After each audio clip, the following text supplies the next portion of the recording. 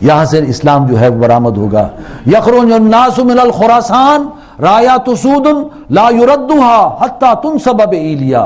اب نبی اکرم صلی اللہ علیہ وسلم سے بڑھ کر کوئی سچا انسان نہیں، اور وہ یہ فرما رہے ہیں کہ لوگ نکلیں گے خراسان سے. حضور کے زمانے میں خراسان کا علاقہ یہی علاقہ تھا جس میں آج تقریباً 25 سے 30 بلکہ اس سے بھی زائد افراد کی قربانی موجود ہے. یہ 30 برس کے اندر اتنا خون بہہ چکا ہے، 30 لاکھ انسانوں کا خون بہہ چکا ہے، اور اس کے نتیجے میں ظاہر بات ہے اس کا کوئی نہ کوئی اللہ تعالیٰ اس کا نتیجہ نکال کر رہے گا. اور نبی اکرم صلی اللہ علیہ وسلم کی پیشن گوئی ہے کہ یخرج الناس من الخراسان، اور کالے جھنڈوں کے ساتھ نکلیں گے اور دنیا کی کوئی طاقت ان کو روک نہیں پائے گی، یہاں تک کہ جا کے وہ فلسطین کے اندر جھنڈے اسلام کے گاڑ دیں گے. بہرحال یہ کب ہوگا ہمیں اس کو بہرحال ذہن میں رکھنا چاہیے. آج ہوتا ہے، کل ہوتا ہے، کب ہوتا ہے وہ اللہ بہتر جانتا ہے، لیکن حالات اسی رخ پر جا رہے ہیں. لیکن ہمیں یہ ذہن میں رکھنا چاہیے کہ اس علاقے سے انشاءاللہ اسلام بلند ہوگا. لیکن میری اور آپ کی جو ہے فلاح کہہ لیجئے، نجات کہہ لیجئے، جو کہہ لیجئے، وہ تو اس سے وابستہ ہے. ٹھیک ہے، یہ خوشخبریاں ذہن میں انسان کو رکھنی چاہیے، نا امید نہیں ہونا چاہیے، مایوس نہیں ہونا چاہیے. حالات چاہے جتنے بھی دگرگوں ہوں، لیکن مسلمان مایوس نہیں ہوتا، اس کو اپنے اللہ پر توکل ہوتا ہے. لیکن اس میں اصل بات یہ ہے کہ ہمارا اپنا ان پٹ اس میں میکسیمم ہونا چاہیے. اسی کام کے لیے اپنے آپ کو وقف کرنا، اپنی جان، مال، تن، من، دھن، اس کام کے لیے خود اللہ کا بندہ بننا. پہلا کام تو یہ ہے، توبہ ہو، استغفار ہو. اے اللہ، ہم نے جو 60 برس سے جو ملک بنایا ایک وعدے کی بنیاد پر بنایا، اور اللہ ہم وہ وعدہ پورا نہیں کر سکے، ہم انتہائی شرمندہ ہیں. اے اللہ ہم توبہ کرتے ہیں، اللہ ہم استغفار کرتے ہیں، اے اللہ تو ہمیں معاف کر دے. دن میں 100 مرتبہ انسان کو استغفار کرنا چاہیے. جب رسول اللہ صلی اللہ علیہ وسلم نے فرمایا، جو اللہ کا رسول ہے اور وہ فرماتا ہے کہ میں تو خود دن میں 100 مرتبہ استغفار کرتا ہوں، تاکہ اللہ کے ساتھ وہ تار جڑا رہے، اللہ کے ساتھ وہ تعلق مع اللہ، اس میں کوئی کمی نہ آئے. تو ہمیں تو استغفار کرنا چاہیے. اور استغفار صرف یہ نہیں ہے کہ صرف استغفار کی تسبیح ہو، بلکہ استغفار کے معنی ہے کہ اپنی زندگی کو اب اثر نو اسلام کے مطابق، قرآن اور سنت کے مطابق، رسول اللہ صلی اللہ علیہ وسلم کے مشن کے مطابق اپنے آپ کو بنانا. لہذا پہلا کام تو یہ ہے.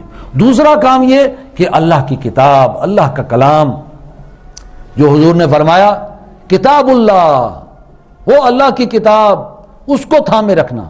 اور فرمایا قد ترکت فیکم ما ان اعتصمتم به لن تضلوا ابدا وهو کتاب اللہ.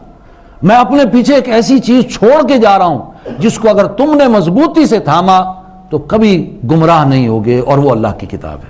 اور کتاب کے ساتھ ہمیشہ قرآن مجید، اس کے ساتھ اس کی سنت رسول، اس لیے کہ وہ کتاب اللہ کی تشریح ہے. تو یعنی یہ دو چیزیں ہیں، اس کو خود بھی اپنے اندر اتارنا اور آگے پہنچانے کی فکر کرنا.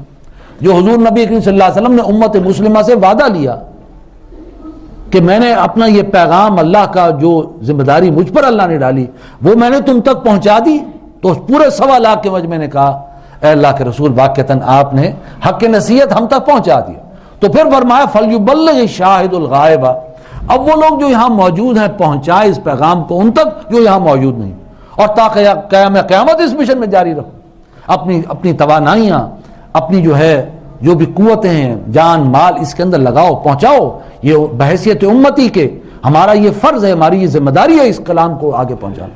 اور تیسرا یہ کہ پہنچانے کے ساتھ ساتھ اس نظام کی بازیافت کے لیے، وہ نظام جو اللہ نے ایک شکل میں ایک خواب کے طور پر ہمیں دکھا دیا، ایک خواب کے طور پر، خلافت راشدہ 30 برس کا وہ ایک خواب کے طور پر دکھا دیا کہ یہ ہے وہ نظام، اگر تم قائم کرو گے تو میں 3 بر-اعظموں میں تمہاری حکومت قائم کر دوں گا. اور اللہ نے دکھایا، اور وہ ہماری تاریخ میں ثابت ہے کہ 3 بر-اعظموں تک اسلام کا جھنڈا لہرایا.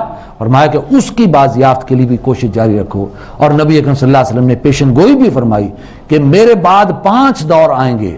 پہلا دور نبوت ہے، دوسرا دور ملوکیت ہے، تیسرا دور بادشاہت ہے، ملوکیت ہے، تیسرا فرمایا کہ وہ ظالم حکومت ہے، جبر کی حکومت ہے، یعنی یہ کہ تم غلام بن جاؤ گے، جیسے انگریز آ گیا، فرانسیسی آ گیا، ولندیزی آ گیا.